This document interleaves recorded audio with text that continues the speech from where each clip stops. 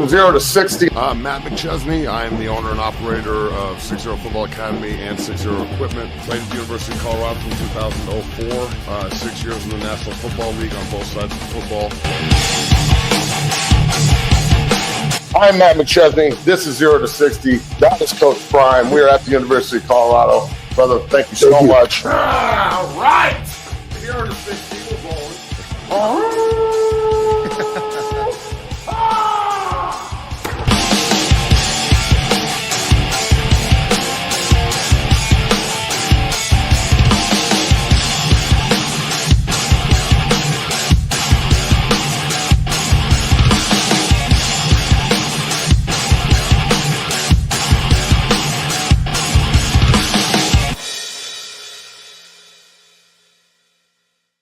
Happy Monday out there, everybody. This is 0 to 60. I'm your host, Matt McChesney. Bailey is on the ones and the twos. Welcome to the show. We have a lot to talk about. Like I said, it is Monday, and boy, oh boy, has the college football world and, you know, so many other things changed drastically now with revenue sharing and, the revenue allocation from the schools and everything else that's going on. So excited to talk about all this shit. But yeah, we have a lot to discuss. So let's pay some bills and get this sumbitch rolling. Matt, we have a great show here on this fine Monday. The show is brought to you by BetOnline. BetOnline is the world's most trusted betting platform, your number one source for betting. Whether you're a seasoned fan or a first-time bettor, BetOnline is your ultimate game day companion. BetOnline is you cover with odds, stats, and more for every game, every play, and every win. BetOnline, the game starts here and we roll. Matt, been a little time since we've been live. How you doing on this fine Monday? Good, bro. We're going to go twice a week, Mondays and Fridays, moving forward here through the summer. When stuff picks up out there in the world, we will pick up here on the show. But, you know, this is the dead part of the year, so we should be able to cover everything on Mondays and Fridays. Go to the store. This clean-ass hoodie I'm wearing right now. Go to, 60academy.com. Get hooked up with some of the swag. This shit is super comfy. It's really, I think it's dope. Tons of different looks. Check this one out.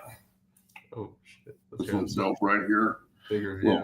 Little hoodie action for the boys. Ooh, is that? I like that. The flag. Yeah, I'm with that. Different colors and whatnot. So that's pretty dope. Yeah, man. But look, it's a great time to be a sports fan, to say the least. This is incredible what's going on in college football. The Pacers game 1, just to throw it out there, that was dope as fuck. That was cool as shit. That Halliburton game winner was super cool. So that's 1-1 going back to Indiana. I'm sure game 3 is going to be rocking.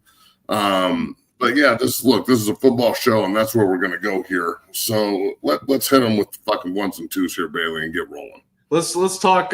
Let's get into the topic of the hour here. You guys see the thumbnail. Revenue sharing, Matt. Let's get into it. The House versus the NCAA settlement was approved, which ushers in revenue sharing and roster limits to college sports. Looking at college football specifically, and this is just an estimate, Power 4 schools will have 13 to 16 million from revenue sharing to spend on football in 2025, but top budgets in college football this season will touch 25 to 30 million, Matt. Let's look at this from a perspective on CU first, and then you can kind of dive into it from a bigger perspective. How do you think this will impact Colorado football in the future, and then from a recruiting standpoint, Matt? Go ahead. Well, just in general, every school. Yeah, because I mean, this is just it's way bigger than just one university. Yeah. This is professional football, period. So now there's a certain amount of money allocated to every program that you can go spend on your talent to get it to play for you, period. So, this is what we've been working for, man. This is why we grind at 6-0 Academy. This is, Deacon's on his official with Oklahoma this weekend, and Breck's on his official with Miami this weekend, and the business of football is a very real thing. So the opportunity to make money playing the game you love as a young guy, it's never been more official than it is now. Now you get a paycheck. Think about this. You get a paycheck from the University of Colorado, the University of Oklahoma, from Alabama, from Penn State, from Ohio State, from the U. Like, you get a paycheck now, dog, from that place to play football. You know how fucking cool that is? Yeah, come along. That's the coolest shit I've ever heard in my fucking life. Like, and the fact that my guys are on these trips this weekend and negotiating this kind of shit is even cooler, homie. There's guys getting offered left and fucking right. Caleb just got his first. Corbin Wade just got another one. On Saturday alone, Corbin got like 6 offers. Reese Russell getting Illinois. Like, this is the business of football. It's what we do at 6-0 Academy. Deacon on his official at Alabama with Coach Kapovic. Fucking Juice Squad. Official visit with Ohio State with Big Breck. Like, the business of football is going at 6-0. Yeah. So everybody has to understand that this isn't like some nostalgic, we got offered and he's going to go play college football for the next 4 or 5 years and he's just so lucky to be part of this group and we'll see what happens, but at least he got an offer. We don't have to worry about paying for college anymore. No. That's not the way this is going to work no more. Now they can just cut the shit out of you if you don't perform. Yeah. So this is a double-edged sword, homie. Business. Everybody that's looking at this and going, you know what? This is incredible. Yes, it is. But you got to be putting in that work. Because on top of this mandate, you're getting transfer portal kids too. And transfer portal guys are either really, really hungry, all right, and starving for opportunity, or they're fat on the fucking, they're like a pig on the stick. You feel me? Like they just can't get out of their own way and they are fucking fat and lazy and they're just rotating universities trying to get as much money as they can before somebody figures out how full of shit they are. That's a fact. I've seen it in the NFL. Why wouldn't it be like that in college? So this entire situation, it has so many positives and it has so many perceived negatives. And personally, I think it's going to amplify both because that's what money does. If you're fucking paid, everything you're good at is going to be amplified. If you're paid, everything you're bad at or everything you struggle with will be amplified because now you got the money to fucking show off how big of a piece of shit you are, how much you struggle with X, Y, or Z. You feel me? Mm-hmm. The same way for people that have fucking bread on the good side. Like they're going to show off the things that they do and how they do it. So I love the fact that this is happening. I think people need to be extreme. I'm going to reiterate this, and I hope everyone listens.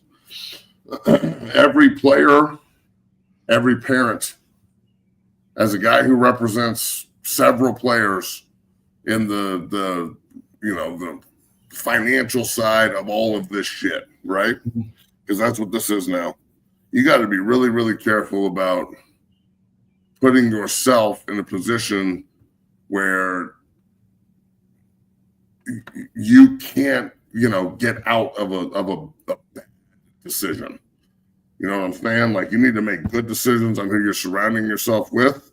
And then after that, you make sure that you're just open and honest with how you are supposed to run your business. Because now every kid is an LLC. You're a small business owner, and that small business is your ass. So do this right. Yeah. You know what I'm saying? That fucking famous picture I've got hanging in my office from Sean Carter, Jay-Z, that says, "I'm not a businessman, I'm a businessman." You feel me? Like that's you are now a business, everyone. So act accordingly. And make sure you're putting yourself in position to take advantage of all the things that come with you being the business.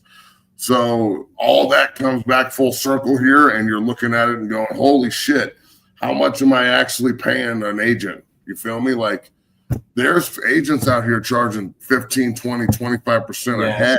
Yes. I'm not doing that. I charge 3.5% because that's the NFL number. And I've had people tell me that I'm crazy because I charge that number.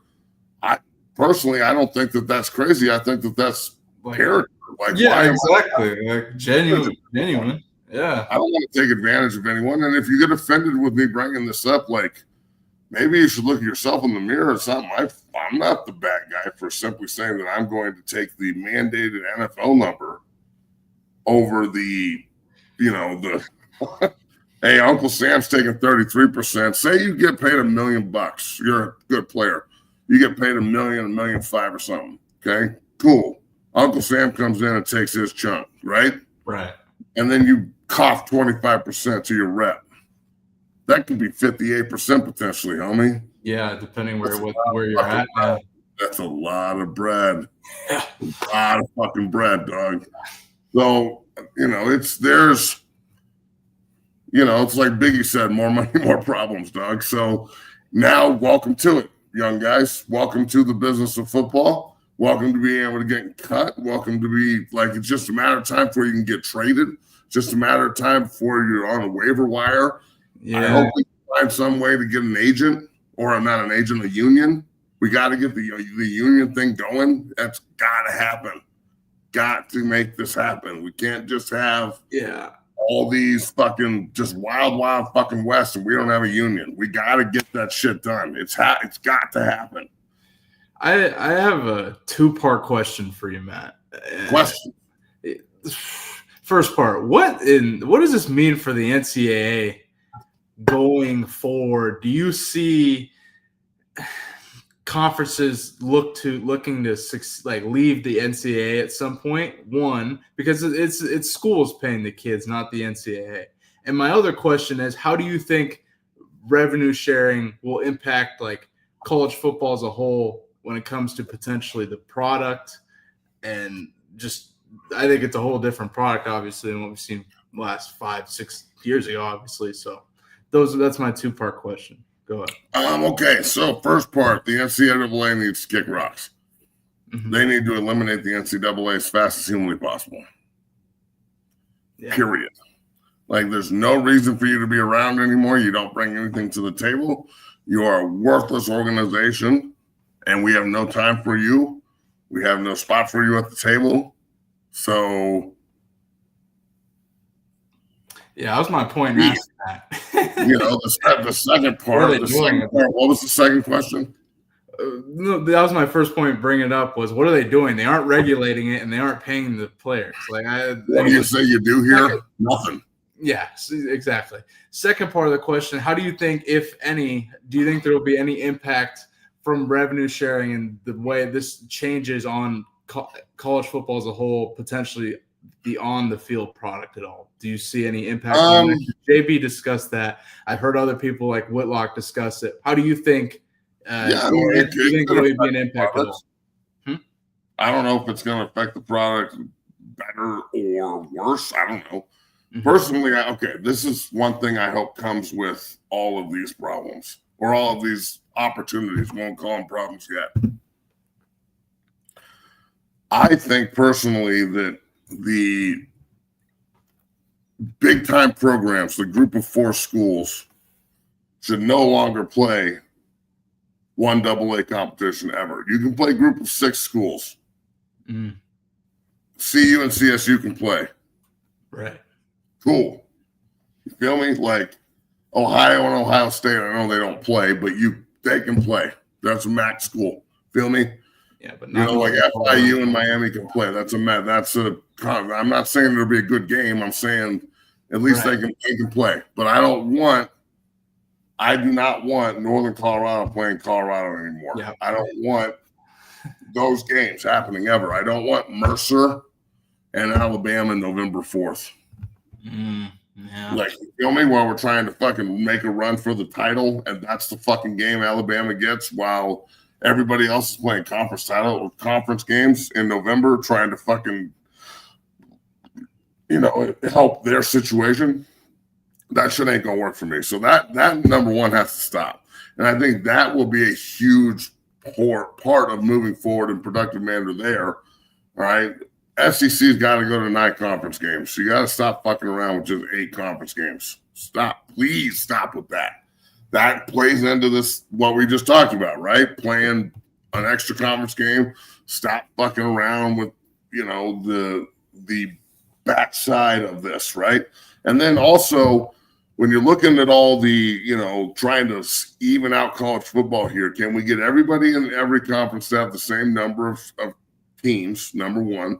Everybody plays the same number of games, number two, okay? And then after that, bro, it's just a matter of, are we really going to take this higher than 16? You know damn well it's going to 24, right? Oh, my God. We're not even at But think about it like this. I'm not advocating for it. I'm saying this. If they do go to 24 teams, the first 8 get buys. So that means that 16 of the 24 get a home playoff game. And that is huge revenue, and it's what they're looking for, right? It puts everybody in situations to have a 5-team playoff or a 5-week playoff as we go through this. So I think that's where we're going here, good, bad, or indifferent. I think that's a lot. That's a lot. But you know what? It's more football, Doug. So I'm not going to sit here and talk oh, fuck these guys. Fuck this situation. This is terrible. It's pretty cool. I'll take more football. Yeah. No, yeah, absolutely. I was just my concern. I hope that if they decide to expand the playoff even more, that they do it the right way, because they're already making revisions after a year, and I'm like, oh boy, we should have done this at the gate. What's the right way in your opinion? Huh? What's the right way in your opinion? So if it goes to 24, Matt, right? How are you gonna? So you said the first 8 get buys, and then so 16 teams get buys. Damn. Okay. That would be interesting. I'm not going to be do you have any concerns that it'll be a lot of just blowout games? Maybe, but you might get some fucking just straight, who knows? Just absolute ass kicker football games with home playoff game atmosphere and shit. Or sure. Again, put yourself in position. Sorry, go ahead. Let's just say fucking Tennessee gets a home game. How fucking electric that would be. Oh, yeah. So Steve gets a home game. How electric that would be. So, man, that would be incredible. Definitely incredible. We'll see. Let me ask you in terms of, because we had Joel Klatt on at the beginning of last season. He talked about the scenario for the expansion of the playoffs. What's the forecast on that? How fast do you see the playoff expanding if it does? 3 to 5. Yeah. I think they'll aggressive expansion. I think that'll be something that you see quickly, right? In my opinion. So aren't they already going to 16? Yeah, I'm pretty sure they're going to is it 14 to 16 and 26, right? Yeah. Tomorrow I think that they're gonna expand. So shit. It's quick. It's happening quick, bro. This is my point. Yeah. It is happening fast. A lot is moving, Matt.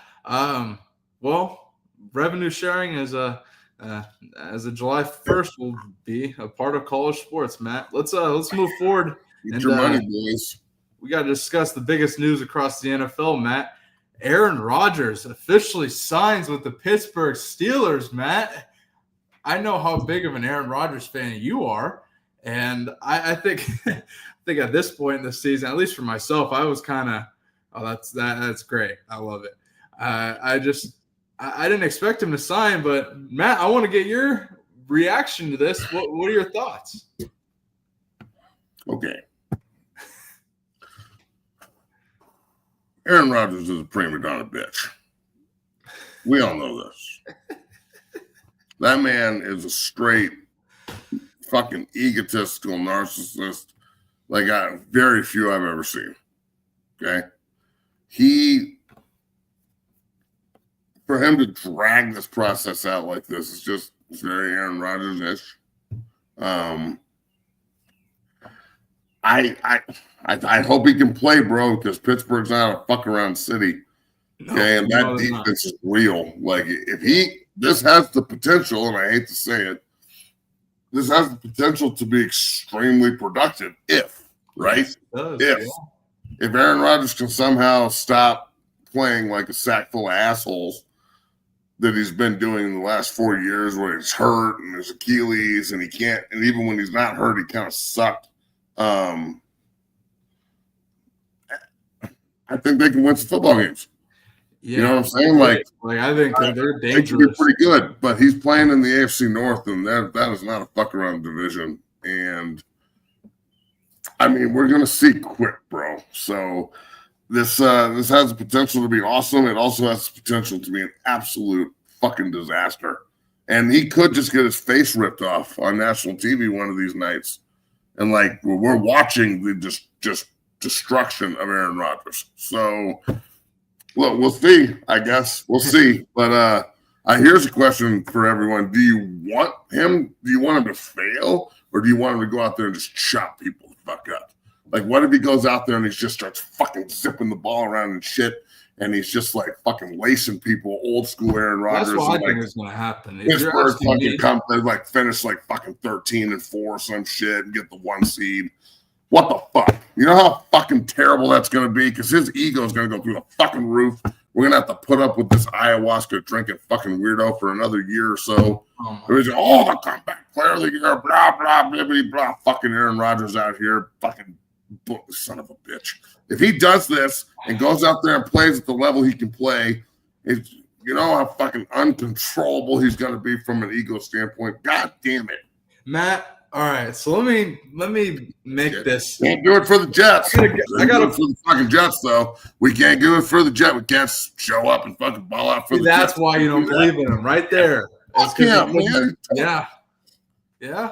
Yes, I'm bitter. I'm pretty confident in this. Like, this makes me pretty optimistic about the Steelers, who people want to go at them and say they're going to be horrible. They're consistent. So I'm never going to knock them and say they're going to be horrible because they're consistent. Now, Matt, my question to you is this. Are they a playoff team? Take that. Yes. I mean, they're a fucking pretty hard team. Not to be when you win 10 games in the NFL. Yeah, they're probably a playoff team. Yeah. Take that team last year and put Aaron Rodgers on it. Like, I think they're a lot. I mean, I like Russell Wilson. You know I'm a Russell Wilson guy, but I think Aaron Rodgers is a lot more like Russ is getting paid more than Aaron too. That's another interesting tidbit. The Giants are paying Russ more than the Steelers are paying Aaron Rodgers, which is interesting. I think if you put Aaron on that team last year, that Steelers team is a lot more dangerous. And going into this year, I think they're going to be pretty damn deadly with Aaron. Matt, any thoughts? Look, dog. Oh my God, they make the playoffs and shit with guys like Russell Wilson and Kenny Pickett and fucking Mason Rudolph and shit. So again, if this fucking weirdo, the conversation you put Russ into, Kenny Pickett and Mason. That's who he is. That's who you are. Who you are these days. Yeah, that's who their quarterbacks were. That's who he is. Look, this weirdo has an opportunity to do something pretty cool. Yeah, there's part of me that want to see him succeed and them have a great year because it's good for the game and like it'll make good. It's good, right? It's just can you imagine like a month? I don't know when Baltimore and Pittsburgh play, but I'm sure that they play a primetime game somewhere late, right? Just if you could look that up, maybe. I bet you one of the 2 games is on national TV. So if they're trying to promote that and it's Lamar against Aaron Rodgers late in the season for something, and he's playing well and Lamar's playing well and the defenses are playing well, I fucking love Pittsburgh against Baltimore, bro. Those games when both teams are good are fucking awesome. So I'm hoping that the quality of football is awesome. Plus the other 2 teams in that division. Like, just think about how good the AFC North can be if everybody plays to the potential they're supposed to play at and everyone stay healthy. Like, you got Aaron Rodgers against Burrow and shit. Like, holy fuck, we got some football games in front of us. So the Steelers and the Ravens play on December 7th at 1 p.m., but they also, I believe, play in Week 18, which is a time to be determined, which I'm guessing could be slotted to prime time. There you have it. So there you go. There's your flex game. Yeah, exactly. Yeah. But no, I'm pretty optimistic about this. I mean, he would, on paper, it had to be pretty deadly. I mean, if they could figure out the TJ Watt situation, which I expect him to play, I don't expect him to go anywhere. They just got to pay him his money, right? And if they let TJ Watt leave, what the fuck are we doing? Why would you sign Aaron Rodgers to let TJ Watt leave? Yeah, I don't know. I think that would be crazy. They'd be crazy to let TJ Watt go, but yeah, we've seen crazy shit in the NFL before, man. Yeah. Well, let's cover a funny topic before we go to commercial, Matt. This is a interesting topic. There is, I think there's still an ongoing investigation going into the Seattle Storm coaching staff, and this is because of complaint from a former Seattle Storm player who alleges an assistant coach directed profanity at them. So, Matt, what do you have to say about the WNBA? What? So there's an investigation because someone said a curse word at someone else? Yeah, so a former player pussies, dude. requested a trade from the Seattle Storm. Trade him.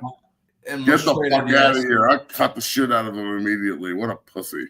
There have been multiple investigations into the alleged fucking league is so profanity sensitive. From the Seattle It's the most sensitive league in the fucking world, bro. It's disgusting. Oh, you got cursed at? Oh, did someone disrespect you and curse at you? Oh, man. Cry it out. You're allocating resources for a curse word. We got to do an investigation for harsh language. You question why the ratings are so horrific, and then you see headlines like this. Like, I just terrible. I don't know. Gotta love the WNBA, Matt. Well, Matt, let's go ahead and pay the bills when we come language. back. Harsh language. Oh yeah, profanity, Matt. It's a problem in the WNBA, and they're doing something about it. Launching investigations and everything, man. Oh my god, unbelievable, Matt. When we come back from paying the bills here, we got a lot to talk about, including Carl Nassif's jersey being inducted into the Smithsonian Museum for some reason. It was, and this was what they said. It says on there, honored. So that we're going to talk about that. I'd say it's an honor. Look, I'm going to piss the people off with my opinion of this one. Oh, I'm sure. I can't not have an opinion on it. I'm sorry. It's going to make people angry. I think it's hilarious. I can't help the fact that I think it's funny. I think it's funny too. And people got to have a sense of humor with that. Matt, we're also going to talk about Jordan Seaton being a leader in Coach Swayze's workouts. Coach Swayze's been getting after the Buffs here after they started workouts on June 2nd, summer workouts. Coach Swayze's been getting after them. We're going to talk about that. Talk about Shidor and Brown's OTAs. Matt, there's another OTA stat sheet that's come out from ESPN Cleveland that I got to show you. Stats. That's right. Exactly. We're going to discuss that and so much more. Folks, if you're watching, go ahead and hit that like button, subscribe, become a member. He's going to start your family. What's up? Shidor's going to start week 1. Are you okay, so we're going to have a real good debate when we come back from the commercial break. You lost your mind. I love Shidor, but man, he ain't starting week 1. Oh. Nassiff's in the fucking museum, bro. That's awesome. I got inducted into the museum of, well, we'll talk about it. See y'all in 2 minutes, folks. Peace. Whether it's offensive linemen as they work combos and double teams and also pass pro and punch, I think the unique physicality of this is outstanding. So much so that you can use it for your shield on punt team or as you rush in the shield. There's so many different ways that we're using it. We get better a little bit every single day, and I just wanted to say thank you because I hadn't ever thought of this, and when I saw it, it made total sense, and we're doing a great job with it. So thank you, man. Go Big Red.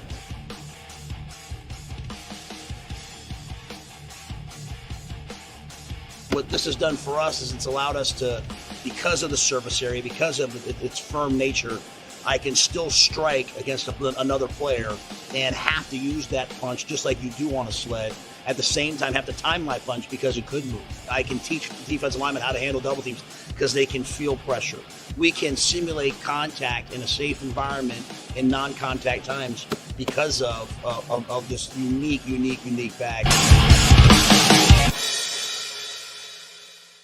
Welcome down here to the Lab 60 Football Academy, 60 Strength and Fitness. I am your owner and operator, Matt McChesney. I just wanted to let everybody know that 60 is now on Cameo. You can go on Cameo and request any tips for training, any offensive line, defensive line tips, recruiting tips.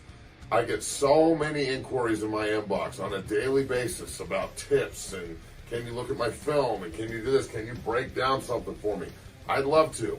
All right? It's like the Joker said, my man, right here. If you're good at something, never do it for free. So Cameo is now your bridge to 60 Football Academy. Go in, request what you want, tips, suggestions, recruiting, film, and we will make sure that you get the absolute best from the best. So check out 60 on Cameo at 60 Academy. Cameo, 60 Academy. Cameo, 60 Academy.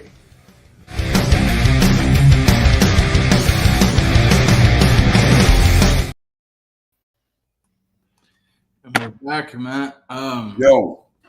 Matt, Joey B says he's launching an investigation after Matt called his CSU Rams sheep. Yeah. Cool. Nice. I mean, we can't, everyone. Go ahead. We got to be really careful with how we speak to each other. On this show, yeah, But just in general, I didn't understand it. Now you can get arrested for harsh language. Shit. Oh, Jesus. Yeah, that's why I don't watch the WNBA. And Joey, we talked about Brock Lesnar's daughter, who I'm pretty sure is a sheep, goes to CSU, who is really good at the shot put, Joey. So I don't know if she's a sheep though, but I mean that's not a. It's all sheep, bro. That's okay. That's what it is. Yeah. It's a nickname, bro. You're cool. He's laughing it off. You're good, Joe. Shit. Matt, I got a super important topic. You get a first look here at Russell Wilson slinging the rock for the Giants here. How do you feel about the Giants in the NFC East headed into the season? Are you confident that Daboll can win 8 games with Russ, or do you think another down season for the Giants? 8 wins with Russ? I'm saying 8 wins. That's my prediction. I think they need to get You're saying the Giants are winning 8 games. Yeah, I think they'll go. They could potentially be flirting with the fucking 7th seed. If they win 8 games, they're flirting with the 7th seed. Flirting, but I think they missed the playoffs. I mean, well, yeah, but they're still flirting. Flirting with it, yeah. And he starts all year, and Jackson Dart doesn't play. No, not with Jameis on the roster. No way. I think Russell beats out Jameis all year too. Yeah, I think so. Unless Russ gets hurt or something. But I think Jackson Dart is less of a shot of playing than Shidor does. I think Shidor sees the field this season. I don't see any shot that Jackson Dart plays. Not with they're paying 2 veterans a lot of money. Not a lot, but like considerable amount of money. I don't see him starting anything. I mean, you don't agree? I don't have as much faith in Russell Wilson as you do, to say the least. I think Russell. Well, I know you have no faith in Russ. What about Jameis? Jameis Winston, I have way more faith in Jameis Winston to play over Russ. So we've had Sean King on the show who's super high on Jameis, he thinks Jameis should be a starter. So yeah, Jameis has got a fucking cannon. He's also fucking cuckoo, fucking batshit crazy. So like yeah. I don't know if he's gonna throw the ball to our team or their team, and I don't think he knows. But that shit's coming out, and it's coming out in a hurry. Oh yeah, and it's got some pepper on it. I'll tell you that. He's not fucking around. Jameis Winston is one of the most physically gifted quarterbacks in the history of the game. That said, the fact that he's so likable is also it plays into the entire. Jameis Winston's like a folklore character, bro. You feel me? Yeah. Jameis Winston's the kind of guy you tell stories about it. You don't know if they're real or fake, but that's a hell of a story. You feel me? Right. So I would love for Jameis Winston to be a starter. I think Jameis is a better player than Russ. I think Russ is just full of shit and kind of fucking douchebag, bro. Like, that's just my opinion. Oh, I know your opinion. That sucks. I have a lot of respect for Russ because he won a Super Bowl for the city of Seattle and the Seahawks. I get it, the back half of his career has not been as clean, but I still think he's a better player than Jameis. I think there's a reason to pay him more. Wins for the Giants. So how are they going to get 8 wins out of that roster and that division? Philly and Washington. I think the Cowboys are going to be not as good as people think. Okay, so what, they split with Dallas? Yeah, and they got to get it. They're going to have to get a couple games. They're going to have to beat either. They're going to have to fucking split with everybody. And I also feel like I feel like the Commanders will still be solid, but 12 wins, I think they'll take a bit of a step back. No, I mean, as you know, I don't know, man. Their offensive line is notoriously terrible. So if they can't fix that problem, they're going to be in real trouble. Yeah, that's a good point, Matt. It's a good real point. trouble. Well, they keep investing in it too, and it just doesn't work. So yeah, good point. Let's get into some CU, Matt. Colorado started summer workouts on June 2nd, and Coach Swayze's been getting after him. I talked about this on my show the other day, but check out this clip of Jordan Seaton helping the linemen through some Coach Swayze conditioning session. Matt, take a listen. There you go. You hit a water down your back. Hey, just give us some space. You need that. There you go. It's great. Just calm down. Calm down. Come on, see. Hey, you guys hit the line. You come back here. Come back here. Nah, man, he not quitting. He not quitting. He not quitting. Where is he? Get his big ass on the line. Put some on. Put some on. He wants to back. Matt, as we get closer to the season, I'm curious on your thoughts on Coach Swayze's impact on CU. I was a big fan of Coach Mo, and I believe he got nominated for the Bill Walsh Diversity Coaching Fellowship with the Texans too. So shout out to him for that. But what are your thoughts on Coach Swayze's impact on CU so far, Matt? And as we get closer to the season, I mean, look, this is great leadership by Seaton. I'd like him to even be more forceful. Like, get your big ass on the line. Let's go. You don't get to not run. So I love that he's doing it though. Jordan Seaton is a natural leader. He looks great. I mean, he looks like he's in really, and he's looked like he's in NFL shape. He don't even look tired, Matt. I said that the other day. He don't even look tired. Jordan Seaton looks like he knows that if he does things right, he's the first offensive lineman off the board, which means he's, maybe the first pick. He's an Orlando Pace, Jake Long, Anthony Munoz, Pin type player, period. Mm-hmm. So Jordan Seaton is special, and mentality-wise, he's just maturing into that role at an even better, faster rate than you would anticipate. So this young man is everything you're looking for in a leader and a player. And, we'll see what happens when it comes to it. But I'll tell you, everybody else in that room better elevate their game. If everyone elevates their game mentality-wise to run with Seaton, we're going to be crushing the fuck out of people. We have the potential number 1 pick at left tackle, a guy who's a stud, and everybody else can get something out of this if they learn from him, push themselves like he pushes himself, get physical in the fucking run game, and go smash some goddamn face this year. Take it fucking personal when people say that you guys aren't fucking tough up front and all this bullshit you hear online. Fuck all that. Mm-hmm. Go out there and fucking put your foot down and fucking follow the leadership that this man is mapping out for everybody up front. Stand fucking tall shoulder to shoulder and go get your goddamn job done. Go fucking run every rep like it's your last rep. Go get something added today. So tomorrow when we line up and it's fucking means something, everybody can trust the fact that player X did everything he was supposed to fucking do. Yeah. None of this, all this talk shit is about over, bro. It's football fucking time. Yeah. So it's great to see a young player with unfucking believable potential. actually stepping up and leading the way he's supposed to. So, just do it again tomorrow at an even higher level. Remember, Jordan Seaton, you're not there to be friends with everybody. Fuck friends, bro. Respect. That's what you're looking for. Fuck being everyone's friend. You either get on Seaton's level or you're out. So you either get on the level or you're gone. So I dig that shit. Yeah, if you can't tell. No, yeah, I love the passion, Matt, and I think those watching appreciate it as well. I love it. We talked about Jordan Seaton being a leader on this show even last year, as a true freshman. I can't wait to Seaton. I think he's going to take college football by storm this season, elevate himself, become top 3 tackle in college football, Matt. And think about it. He can't even leave. He can go be first unanimous All-American this year, and he can't leave because he's only been in 2 years. Yeah. I didn't think of it. Yeah, that's a good point. Yep. Something to think about, man.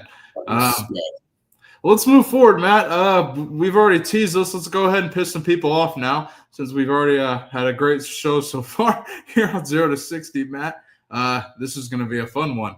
Carl Nassiff jersey is on display at the Smithsonian National Museum of American History, Matt. On September 13, 2021, Nassiff made history by becoming the first openly gay player to appear in an NFL game. His number 94 jersey is now being honored at the Smithsonian to commemorate a historic moment for LGBTQ plus athletes. Quote, it's an homage to the people in my community that came before me that put me in a position to be able to come out and play the sport that I love and be who I was all day, every day, said Nassiff.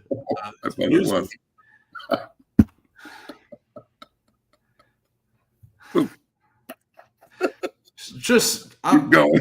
No, that's it. Just had to give you some backstory, and it saves me from backstory and saying crazy shit. Matt, go ahead. What are your thoughts on this? Go ahead. All right, look, man. There's no way to beat around the bush. He's not in the museum because he's a good football player.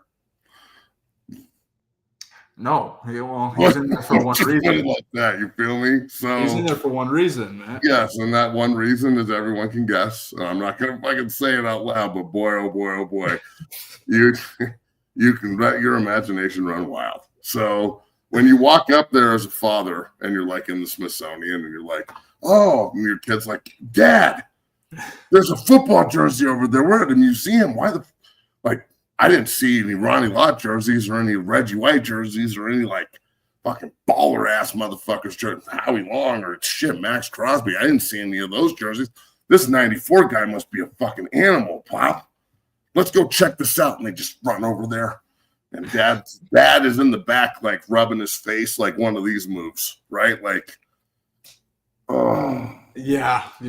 I have to explain this now. I have to explain that this is not an award for being a football player to my kid. And that's cool if we're having that conversation about I'm not trying to take people's rights away and shit. I'm saying, why? Why is this? Why? It says to commemorate a historic moment for LGBT. It's not historic, dog. You're just a gay dude that plays in the NFL.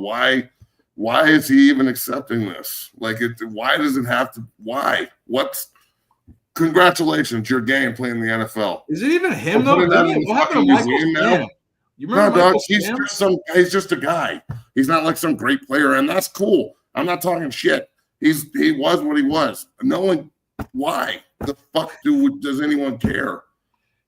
I'm sorry, but I think it's ridiculous. I think it's fucking ridiculous. And it just sets up everyone to crack jokes and shit, including myself.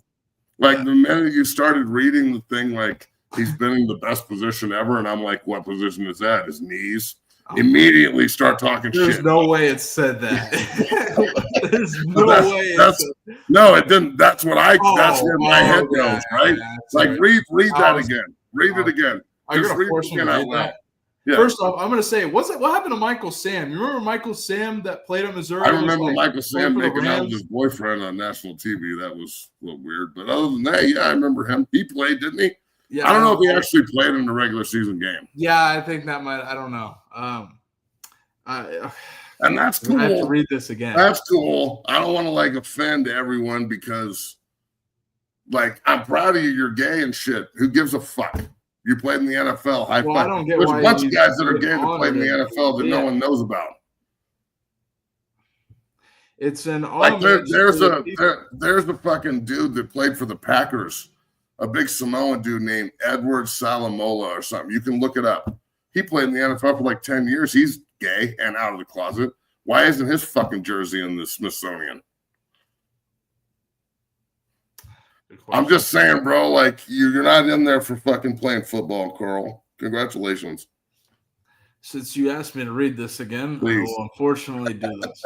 It's an homage to the people in my community that came before me that put me in a position. What position is that? Wow, it does say that. To be able to come out and play the sport that I love and be who I was all day, every day. Carl Nassiff. Every day, all day, every day. That's what he said. Oh, it's terrible. I know, but this is my point. So I'll just do all the dirty work. This to everybody that wants to make fun of it, but you're too politically correct to make fun of it. I'm making fun of that shit. I think it's hilarious. So I think it's a joke, and I can't but I can't imagine having to explain this to my young kid. Thankfully my children are old enough to understand what jokes are and shit. And I know jokes are really offensive now and people don't like jokes, but you're setting yourself up for this one, dog. Sorry. Exactly. Especially like what the fuck is going on in the world, dog? Free ammunition, bro. What's going on in the world? That gets you into the fucking museum. Yeah, I don't know how that gets you in the What is happening? When they sat down and they were like, the board was like, this is a great idea. Let's run with this. Like, no one in the fucking room was like, I don't think this is a good idea. This is fucking ridiculous. We gotta get back to some realism. Holy shit. Jesus, Matt, on some other news, well, just before I bring that up, I'll say that for the end. Matt, there's another OTA stat sheet that has come out from ESPN Cleveland covering Shidor Sanders and the Cleveland Browns quarterback competition. Did you really mean what you said when you said you think Shidor is going to start in week one? I think Flacco will probably start, but I think if they struggle, I think Shidor will play really early. Yeah. I think he has. I mean, I think he has the potential to work his way up and play this season. He just got beat out Gabriel, and it all plays out. I mean, one of these guys beating out Dylan Gabriel. Dylan Gabriel is not an NFL quarterback. Dylan Gabriel's a future NFL coach. Damn. He's not an NFL quarterback. He reminds me a lot of Kellen Moore. He'll play for about 3 or 4 years and then go coach. That's my opinion. And he just loves Shidor. Like I know that's where this show has gone today for some fucking weird reason, but that's not the way I'm thinking. Look, I think Kenny Pickett is going to be traded to the Saints. I think the Saints are going to him in his tiny hands. Yeah, I think he played for Kellen Moore, who you just brought up. And that's why there's no way they keep 4. I think no, they can't keep 4 quarterbacks. Why? And you brought this up earlier. There's no way they put Gabriel or Sanders on the practice squad because they're going to get taken that quick. And I also think that they're going to give Gabriel a chance, or else they wouldn't have picked him in the 3rd round, especially him being a lefty. You have to really invest and change the way you call plays and shit just because he's a lefty. So I think they're at least going to give him a shot. I don't know. We shall see. It's going to be interesting, bro. The fucking training camp and shit's going to be nuts. I can't wait, man. I can't wait. We're almost there, June 9th. I need the summer to go by quick, and so we can get to some football, Matt, and we can react to some real football, not OTA stat sheets.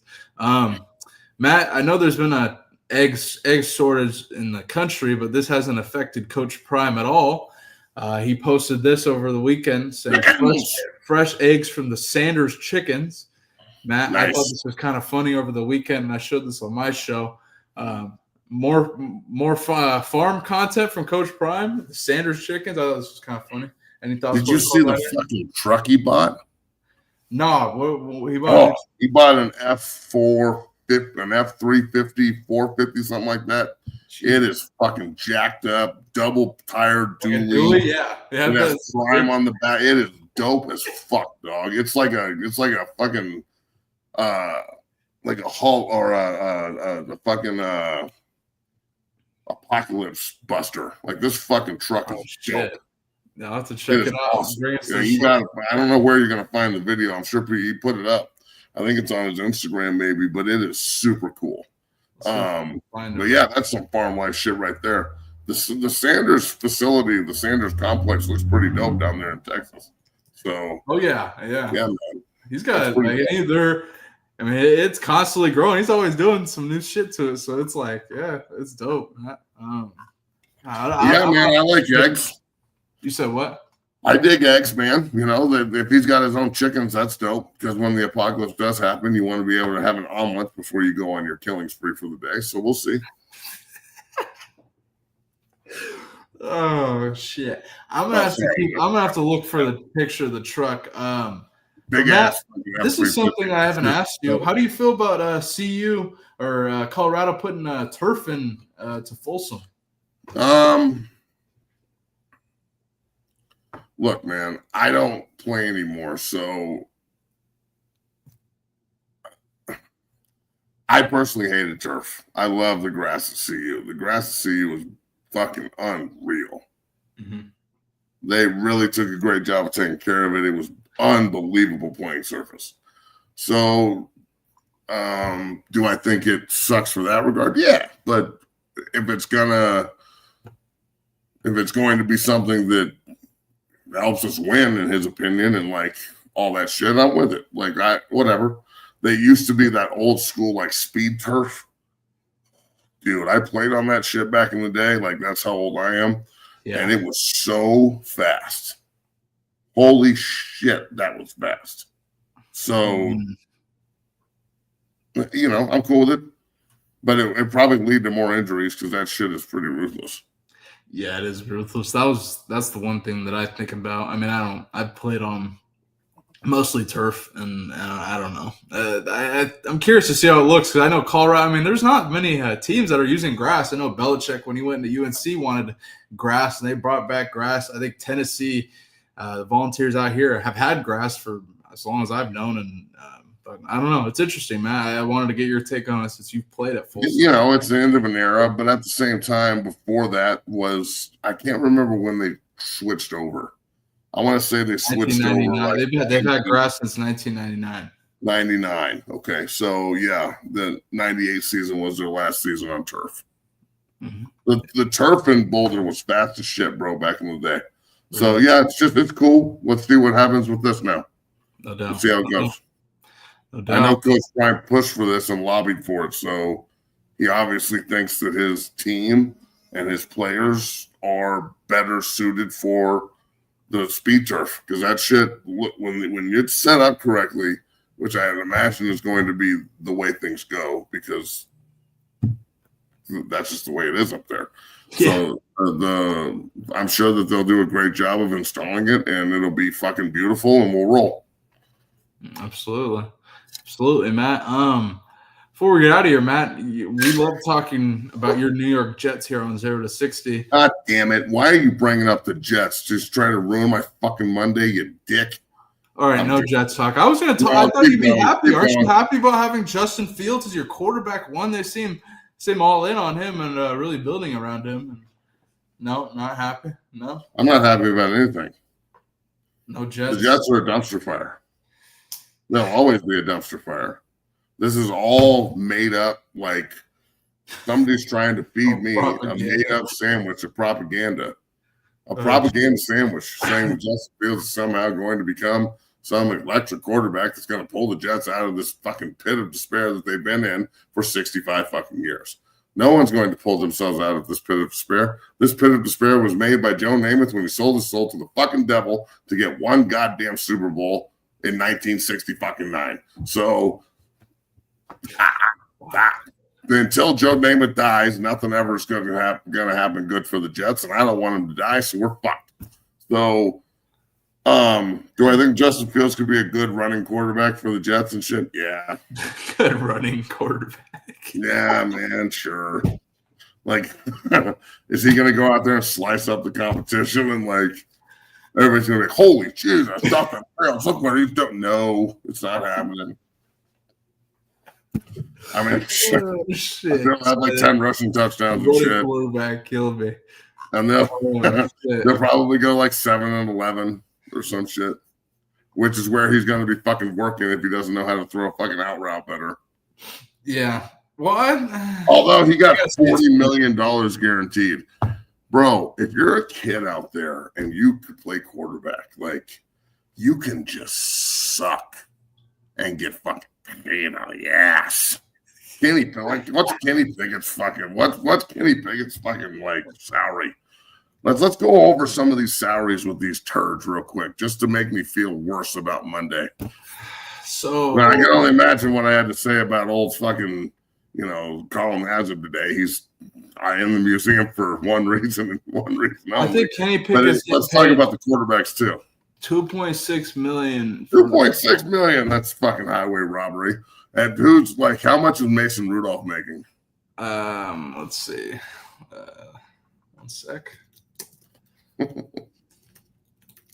dude. Trevor Lawrence makes like $60 million a year. Oh yeah, Trevor Lawrence is off it. Mason Rudolph, he gets $1.5 million this season. He also got a $3 million signing bonus when he signed with the team in the offseason.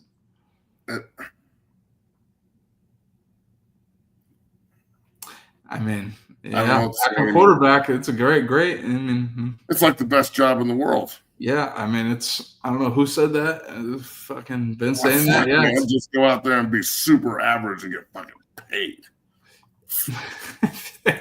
Yeah. Think about like, do you remember what was Chase Daniel from Missouri? Yeah. Chase Daniel made like $150 million in his career, dog.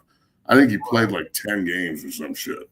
And that's cool. I'm not talking shit. I'm saying, Chase, like, I admire you. That's the fucking way to play this game, homie. Like, I'm sure he doesn't have any pain in his body. Like, his golf swing's probably super fucking fluid. Like, Chase Daniel's probably feeling really good about life right now, if I had to guess. Yeah. Dude. That's neither here nor there. Great hustle, Matt. One final thing we could touch on, Matt. We could have touched on this earlier. Nikhil Webb-Walker is back working out with CU. First time since his lymphoma diagnosis about a year ago, Matt. I touched on this on Saturday on my show, but I love it. This makes me really happy to see, Matt. What are your thoughts?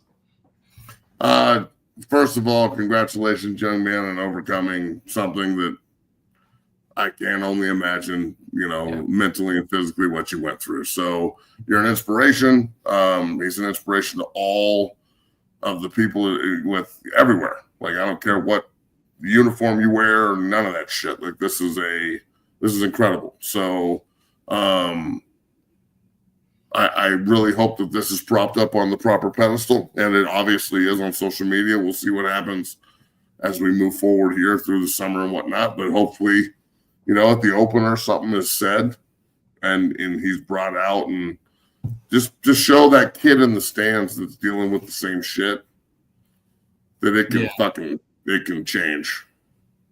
Yeah. Not necessarily like to just, shine the light on him, which he is unbelievably worthy of. I'm saying now he can use his situation to help the next. Right. If that makes sense. So I think that, CU has an opportunity to do that, and they do a great job of doing that in the future, or they've done that in the past. So I don't understand why they wouldn't do it moving forward here in the future. So we'll see, but congratulations, young man. That's some scary shit, and I'm glad it's over for you. Amen. Well said, Matt, and 100%. Congrats, Nikhil Webb-Walker, Matt, and I'm happy that he's back with the Buffs, Matt, and we are close, so close, Matt. I mean, I'm dying to get to football season, Matt. We're almost there. Can't wait to talk all things football, college football with you. Have a watch parties back with everybody. It's gonna be great, Matt. So he's talking about which one are you trying to click on? That one, Carl Nassiff?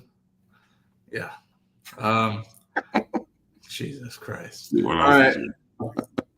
Matt, closing thoughts before we get out of here on this fine Monday. We'll be back on Friday here on 0 to 60. And go ahead. See any updates on CU? No updates. I mean, you can go on the social media and see where they are and what they're doing. I don't get this type of question, man. You know what I'm saying? I mean, it's funny, but like, that's not okay. I mean, we've said this 1,000 times. I'm not going to reiterate it. That's what it is. Yeah. So you can go on and see where they are and what they're doing, and we'll see where they go. Shit. Yeah. True.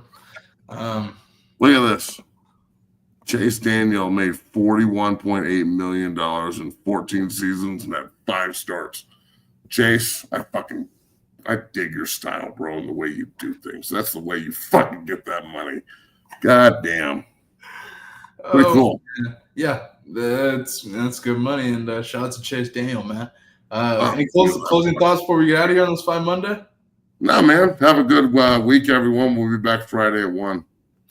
Sounds good. See you guys Friday. Folks, hit that like button, subscribe, become a member of the Dungeon family. Thank you for watching. And I'll be live tomorrow on Bailey Price Media. Check it out. And watch all of our videos. Check out all of our vertical clips on social media. Check out Matt on TikTok. He's blowing up as usual on TikTok. And see you guys on Friday, folks. Peace.